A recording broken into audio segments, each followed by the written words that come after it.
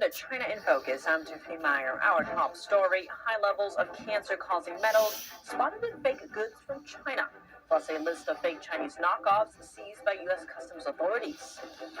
Actress Nicole Kidman's new series banned Hong Kong. That's despite being the city. More on why. Chinese-owned TikTok set to lose thousands of songs from major artists, including Justin Bieber and Taylor Swift. What happened? And a Chinese billionaire suddenly quitting his executive roles at a top Chinese investment bank. How is Beijing involved?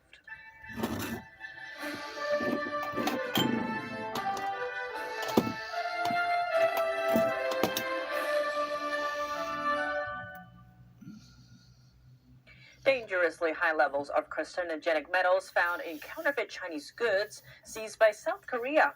On the list, fake earrings and knockoff leather bags claiming to be Chanel, Dior, and Louis Vuitton, as well as clothing and shoes. In some of those items, the concentration of lead and other metals were found to be over 900 times more than safety limits allow. South Korean authorities sounded the alarm after they found the problem in Chinese counterfeit products. Many of them contain lead and cadmium, metals that can increase the risk of cancer. Long-term exposure to lead could also result in kidney damage.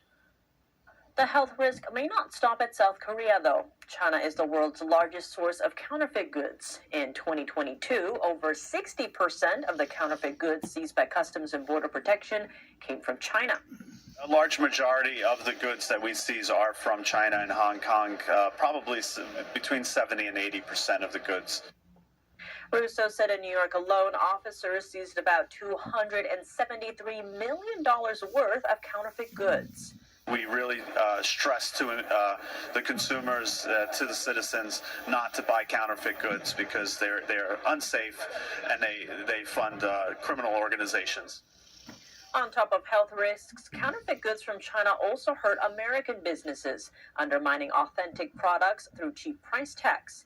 Here's a list of fake Chinese goods that were stopped at ports of entry. Cincinnati CBP seized fake merchandise branded with logos owned by Major League Soccer and the NFL. And last week, officers in Puerto Rico intercepted over 100 pieces of counterfeit luxury jewelry from China. Last October, Indianapolis officers seized over 360 fake watches made to look like Rolex, Versace, and Gucci styles. On top of this, hazardous products from China have sparked other safety fears. This January, an 11-year-old girl in the UK suffered severe chemical burns after using nail polish from Temu. She had 2 skin graft surgeries afterwards. Temu offered over $2,000 in compensation. Australian actress Nicole Kidman's new show has made its debut across the globe. Despite being filmed in Hong Kong, viewers in the city are blocked from watching it. But upon its release last month, it was made available everywhere besides inside the city itself. The show features scenes of the Umbrella Movement in 2014, when thousands of pro-democracy activists took to the streets to demand a transparent election. It all started with Beijing proposing a rule which allowed the CCP to handpick candidates in Hong Kong's elections. Expats isn't the only show subjected to censorship in Hong Kong. Disney Plus previously took down episodes of The Simpsons from its service there. That's for making reference to China's forced labor camps.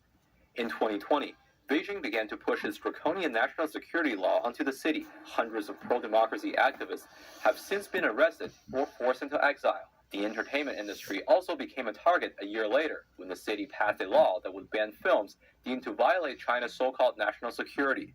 Sam Wang, NTD News. Taylor Swift, Drake, Adele, and Billie Eilish, these are just some of the artists whose music could soon disappear from TikTok. The social media app has lost the rights to license content from Universal Music Group, or UMG, one of the world's largest music conglomerates. Earlier this week, Universal Music, which represents hundreds of major artists, wrote a forceful open letter to TikTok. It accused TikTok of trying to build a music-based business without paying fair value for the music. UMG said the platform has repeatedly failed to protect artists' rights and interests. The music company said TikTok proposed to pay artists and songwriters at a rate that's a fraction of what other social media platforms like Meta pay, and is allowing the platform to be flooded with AI-generated recordings, which UMG says poses risks to human artists. UMG said TikTok attempted to bully it into accepting a deal that was less than fair market value during negotiations to renew their contract, which expired on Wednesday. As of early Thursday, many popular songs had already disappeared from the social media platform's library, including those from Ariana Grande, Justin Bieber, Olivia Rodrigo, and more. While a singer's UMG tracks will be removed, songs licensed exclusively with other music giants like Warner and Sony-owned labels shouldn't be impacted. TikTok has pushed back against claims by UMG, accusing it of putting profit above the interests of their artists and songwriters. The short-form video platform is owned by the Chinese company ByteDance. It's long been accused of providing user data to the Chinese regime. CEO on his ties to the Chinese Communist Party. The CEO denied such ties. We spoke to Xi Van Fleet, a survivor of China's Cultural Revolution, who says the situation is not so simple. She joins us to explain why. Help us understand that this concept of private companies in China, if they exist. You posted on Twitter or X, TikTok's parent company ByteDance in their party branch having a giant Chinese Communist Party flag. Who is in control here? Party. It's always the party. And they have implemented this system called party branch ever since they took out the power. Every organization, there is a party branch. And what it does is to really ensure that everything there follow the party's instruction, party line. And so, especially for such an important asset as TikTok to the CCP, they would never let someone just run it. And someone, it doesn't matter who this person is. It might be from Singapore, might be from Taiwan, might be from United States, unless this person is absolutely under their control. On that note, Senator Tom Cotton is defending his line of questioning. He was telling Fox that, quote, Singapore, unfortunately, is one of those places in the world that has the highest degree of infiltration and influence by the Chinese Communist Party. Now, give us a sense of how that type of infiltration and influence works. How are people, Chinese people, or even dissidents living overseas sometimes coerced to toe that party line? I think Singapore probably is one of the most infiltrated, but so is here in the United States. We even have CCP's police station in San Francisco and Flushing of New York. It is everywhere, but for the Singapore, I think it's especially the case.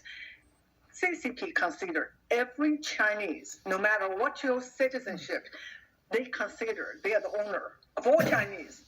And they always ask the Chinese to be patriotic, to love their motherland. What they're really doing is to make sure that they love the CCP. And this is something that a lot of dissidents in America has to deal with. They have to deal with the CCP's infiltration and their attempt to control all of us. China says its economy was strong and healthy in 2023, but how true is that claim? Beijing is cracking down on any suggestion that says otherwise, erasing internet posts that show the economy, stock market, and real estate industry are all struggling. Here's